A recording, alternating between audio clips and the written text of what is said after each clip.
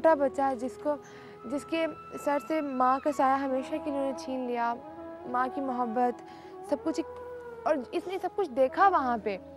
क्या ये सारी ज़िंदगी याद करता रहेगा क्या हुआ इसकी माँ के साथ, क्या हुआ इसके बाप के साथ।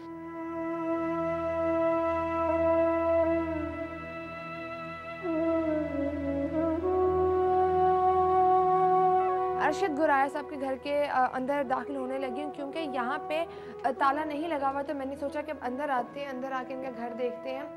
अंदर मैं आ चुकी हूँ और जो इनका सामने दरवाज़ा है वो बिल्कुल बंद है, उस पर ताला लगा हुआ है। और यहाँ पे भी देखें तो ऐसा लगता है कि काफ़ी दिनों से यहाँ पे कोई नहीं आया। और अगर आपको मैं दिखाऊँ करीब से तो ये वो ताला लगा हुआ है अरशद गुराया साहब के घर में।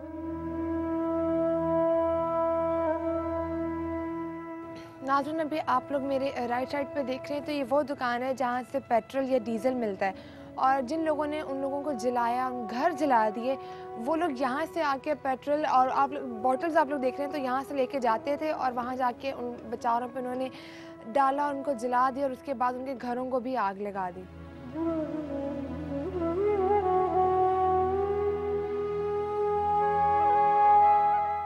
नाज़रीन, मीडिया का काम आपको आईने की दोनों जो साइड्स होती हैं वो दिखाने का काम है। ये नहीं होता कि आपको अगर एक इंसिडेंट दिखाया गया तो हमने एक साइड का दिखा दिया। दोनों के जो पॉइंट ऑफ व्यूज़ होते हैं, हम कोशिश होती है हमारी कि हम आपको वो दिखाया करें।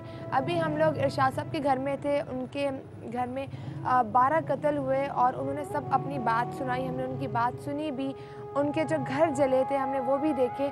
और फिर हमने सोचा कि हम लोग अब उनके घर जाएंगे जिस पे इरशाद भाई ने इल्ज़ाम लगाया था, हम उनकी तरफ आए ताकि हम उनकी बात को भी सुन सकें। और जब हम लोग और ये उनका घर है, एहसन साहब का घर है वल जुल्फ़कार। और यहाँ आने के बाद मुझे मालूम हुआ कि यहाँ पे पुलिस का नोटिस भी लगा गया है और इसके अलावा इनके घर पे ताला लगाया गया है।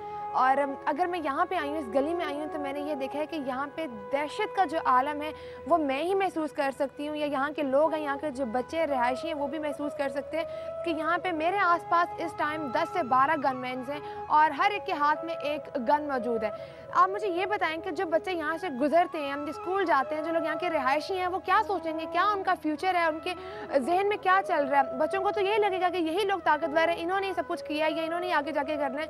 तो मेरा ख्याल है कि ये सब कुछ जो दरिंदगी फैलाई जा रही है इस इलाके में या इस जगह पे, उसको ख़त्म होना चाहिए। ये काम या आपका या मेरा सबका मिलकर करने का है।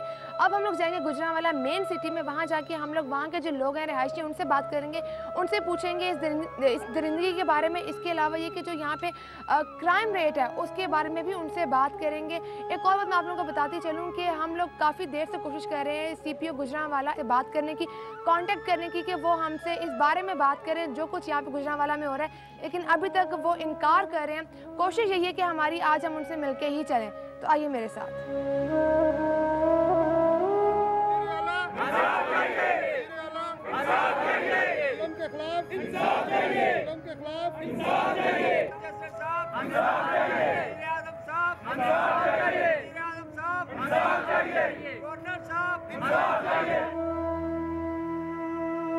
गुजरांवाला में जो बढ़ते हुए जराइम है वो क्या रीज़न आपको नज़र आती है? मैम उसमें तो सबसे पहले इंतज़ामिया की नाहली है। अगर गरीब आदमी जो है ना, अगर वो किसी का साथ दे या किसी को पकड़ने की कोशिश करे, उसको ही पकड़ लेते हैं जी, पुलिस वाला उल्टा उस पर इल्ज़ाम लगा देते हैं। एक SHO चाहे तो उसके इलाके में कोई जुर्म नहीं हो सकता।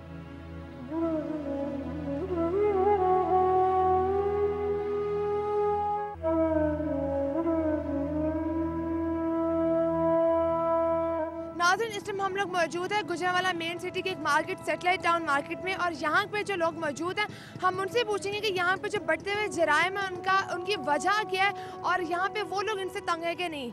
आइए। अस्सलाम वालेकुम। क्या नाम है आपका? मोहम्मद हलीम। गुजरांवाला में स्पेशली सुने हैं कि बहुत से जराइम जो बढ़ते जा रहे हैं दिन ब दिन, तो ऐसे कौन से जुर्म है जो यहाँ पे हो रहे हैं? जो बाइक को ज़्यादातर छीना जाता है, मोबाइल स्नैचिंग यहाँ पे बहुत ज़्यादा है। बिल्कुल। तो कभी आपके साथ ऐसा हादसा हुआ? हादसा तो नहीं हुआ। हाँ। कल यही है कि कल एक दोस्त के साथ ऐसा हुआ है। दोस्त के साथ ऐसा हुआ है। जी बिल्कुल। अस्सलाम वालेकुम। क्या नाम है आपका? हैदर, मुझे ये बताओ कि यहाँ पे स्पेशली गुजरांवाला में जो बढ़ते हुए जराइम है वो क्या रीज़न आपको नज़र आती है? मैम उस पर तो सबसे पहले इंतज़ामिया की नाहली है।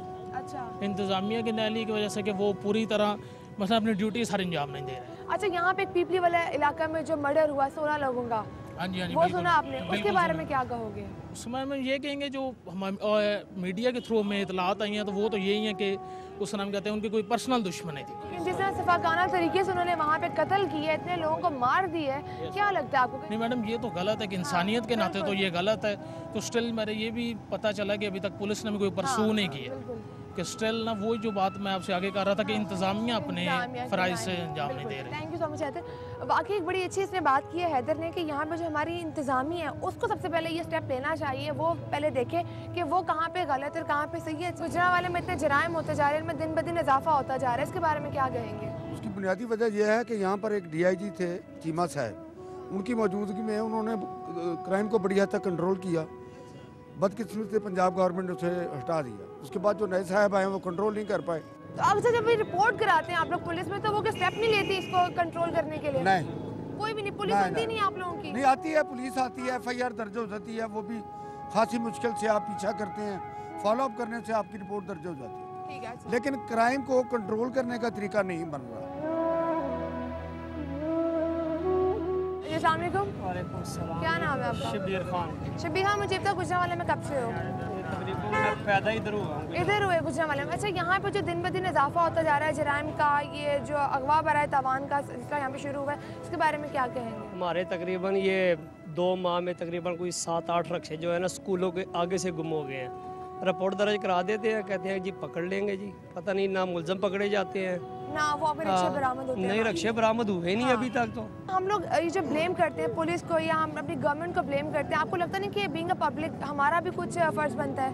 फर्ज तो बनता है, वो तो ठीक है, लेकिन वो साथ दे तो हम भी उनका साथ दें। मतलब आप लोग चाहते हैं कि वो एक पहला कदम उठाएं, उसके बाद आगे हाँ, करें? जो जो साथ देता है तो उसको ही मुजरम ठहरा देते हैं। बिल्कुल। हाँ, लोग इसलिए कोई नहीं, गरीब खास करके गरीब आदमी जो है ना, अगर वो किसी का साथ दे या किसी को पकड़ने की कोशिश करे उसको ही पकड़ लेते हैं जी, पुलिस वाला उल्टा उस पर इल्ज़ाम लगा देते हैं। इसलिए आजकल गरीब आदमी क्या करे, वो अपना कमाए, अगर लोगों को पकड़े, अगर पकड़े भी तो उसको पूरा यानी प्रूफ नहीं मिलता अच्छा, उसका हाँ, पूरा। ये बात उन्होंने बड़ी अच्छी की है कि अगर वो किसी का साथ भी देते हैं यहाँ पे जुर्म को खत्म करने के लिए, तब उन्हीं को कसूरवार ठहरा दिया जाता है।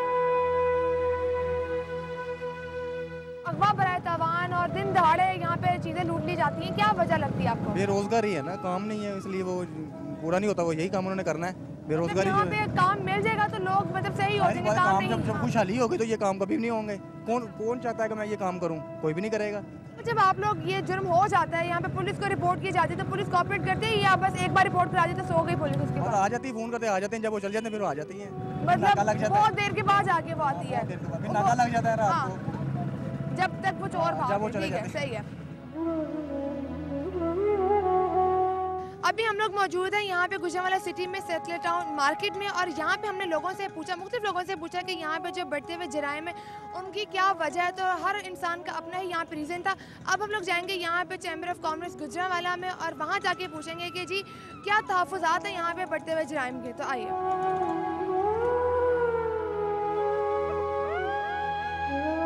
नाज़रीन, इस टाइम हमारे साथ मौजूद हैं चैम्बर ऑफ कॉमर्स के वाइस चेयरमैन महर सलाहुद्दीन साहब। अस्सलाम वालेकुम। वालेकुम सलाम। कैसे हैं आप? शुक्र है अल्लाह का। गुजरांवाला में बढ़ते हुए जराइम है, इसके बारे में आप क्या कहेंगे?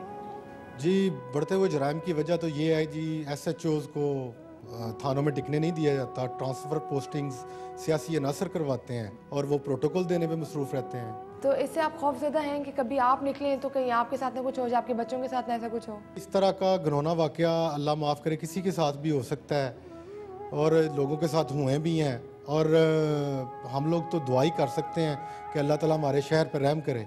और कोई भी किसी भी जुर्म जब कोई करता है वो पकड़ा जाता है और उसकी गवाही देने के लिए कोई तैयार नहीं होता, उसमें पुलिस भी कुछ नहीं कर सकती। पुलिस का काम है पकड़ के आगे अदालतों को दे देना। यहाँ पे जो क्राइम रेट बढ़ता जा रहा है दिन ब दिन, इसको कैसे कंट्रोल किया जा सकता है?